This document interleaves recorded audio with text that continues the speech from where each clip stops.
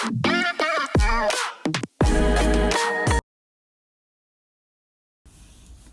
y'all, welcome to Receive and Relate. If this is your first time here, my name is Tara Walker. I'm so glad that you clicked on this video. You must be like me. You like a good story time, or you like a good story period. So I am glad you're here. If you are a returner subscriber, hey y'all, hey, I am so glad you came back. Thank you for subscribing. Shout out to my new subscribers too. It's been a lot of y'all. I see it slowly but surely climbing, and I appreciate it. You all, I really, really appreciate it, because I'm just on here doing what the Lord told me to do. You know what I'm saying? He told me to share my story, so that's what I'm doing, okay? Speaking of that, I wrote a memoir where this story and others, plenty of others, are in. Now, I said this before on the other video, but I'll say here too. Some stories may not be in the book. I'm literally sharing what the Lord tells me to share.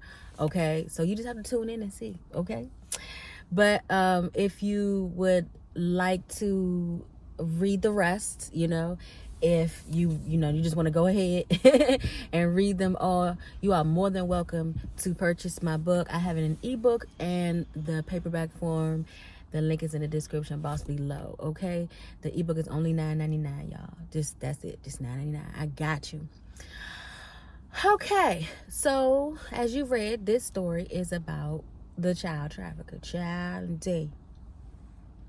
And I may be skipping also too. I may not go in order of age. You know what I'm saying? Like I said, it depends on what the Lord tells me to release. So today, this story, I was 13. I was in the 7th grade, and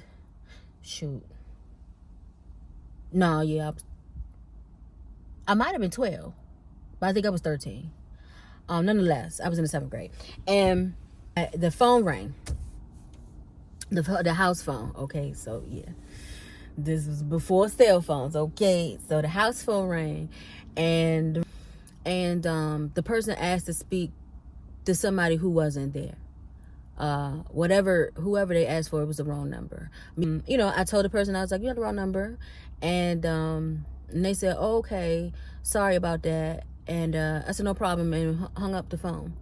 So when they called and I told them that they had the wrong number, he said he's sorry, but he asked me what my name was. And just gullible, right? I told him my name, and then he was like, oh, okay. He said, you have a nice voice. That's what he said. And I was like, oh, okay, well, thank you. And then, we said it was really short-lived. And he said, well, thank you, for letting me know. And he hung up the phone. I didn't think nothing of it, right? Went on about my business. Next day, the phone rang again. I answered the phone. It was him again. He was like, hi, can I speak to... He asked for me this time. And I said, this is she. And he said, this is James. I called yesterday. Is this Tara? And I said, yeah. And then he said, I just had to call you back. I enjoyed your voice. You just seemed like such a friendly person or whatever. And I was like, okay. And so we just began to talk, And again, I'm just very friendly, I'm just friendly. And we carried on a conversation, and then I went and after we got off the phone, so she was like, she said, oh, okay, I ain't thinking nothing of it. And she was like, he seems cool with it. I said, yeah, he seems nice or whatever. And we enjoyed our conversation, blah, blah, blah, woo, woo. So she said, when you gonna talk to him? And I said, I think he's gonna call me tomorrow or something like that. She was like, all right, cool, keep me posted. Hung up the phone. He called back again the next day. We talked again. This time he invited me to the zoo, right? The zoo in DC. And I was like, sure. I said, but only if my friend can come with me. And he was like, yeah, bring her, more the merrier, or something like that, he said, And so because he said it like that made me also feel like he wasn't creepy. Before this conversation, before he even invited me to the zoo, I forgot to tell y'all this part. We talked about what we looked like, and he asked me what I looked like, and I told him, I said, I'm heavy set or chubby or something like that. I said brown skin or whatever. And he was like, oh, you sound in short. And he said, you sound cute or whatever. And he said, people say he looked like Cole from Martin. And if any of you know the show Martin, It still comes on. I think they showing them on Netflix, if I'm not mistaken. Martin Lawrence is his name, the comedian. And there's a character on there, one of his friends named Cole, Cole. And Cole, to me, is handsome, or at least he was back then. Had a baby face type face. And I said that. I think I said that to him. I was like, oh, yeah, Cole is handsome. He got a baby face or whatever. He said, yeah, people say I look like him. I was like, oh, okay. And then we kept talking, and then he invited me to the zoo. So I said, sure. I said, okay, I'll ask my mom, and I'll ask my friend, and she should get her to ask her mom, and we'll meet you there. And that's what we'll do. We'll have my mom drop us off, and we'll meet you there. And so he was like, cool, sounds good. And then we talked some more, and then we hung up the phone. So I called my friend right away, and she was like, yeah, I want to go. That's what's up. And so I said, all right, let me know. And so she called me back and told me that her mom said yeah, and we made the arrangements, and her mom's going to drop her off.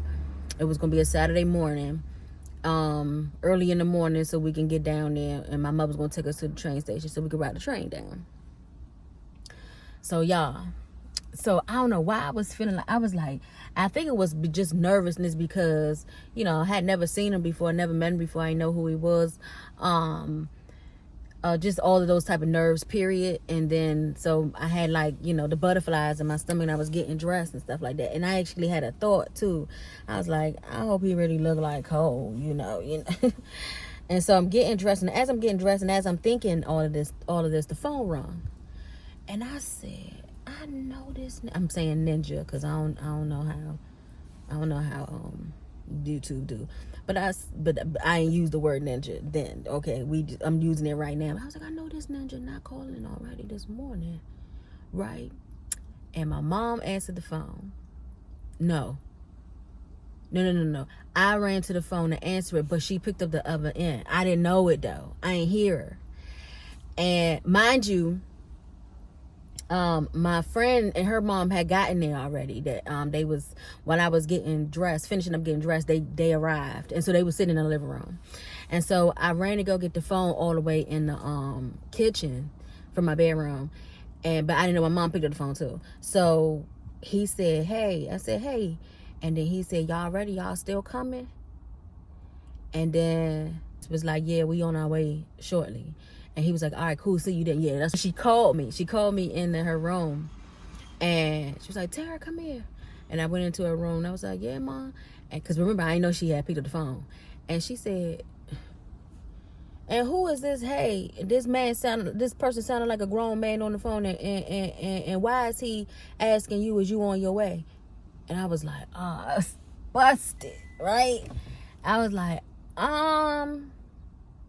try to make up something real quick. I was like, that's my friend James. And who is James? And I ain't had nothing else to say. I just told her. Because I really couldn't, because I didn't know that much about him myself, right? So I was like, I couldn't make up nothing. She heard him. What could you say? And so and to her knowledge, it was supposed to be just me and my friend going down to the zoo. We was not supposed to be meeting nobody. So I ended up having to tell her, man, y'all was so scared. I thought she was gonna whoop me with my friend around the corner in the living room, but she didn't. But what she did do is, I guess because she didn't want my friend's mother to have driven such a long way for nothing that early in the morning and stuff like that. So what she told her, she was like, change your plans. I'm going to take them out, and taking them out, and she's more than welcome to spend the night. Talking about my friend, okay? And then her mom was like, sure, no problem. And then she left, and that's what happened. My mom took us out. I think we went to the movies, and we went to eat or something like that. We never went to the zoo. And then when my friends, after she spent the night and after she left, my mom had a talk with me. She didn't beat me, y'all. I thought, woo, child. I thought, now by 13, I hadn't had a spanking in a long time, but I thought I was getting one there. But no, she sat me down and she talked to me, and she was like, you can't. She's like, I know you're nice, but everybody else is not nice. And you don't know who that man was. He had no business talking to you, especially if he knew your age and everything. You had no business meeting somebody without me and your dad, you know.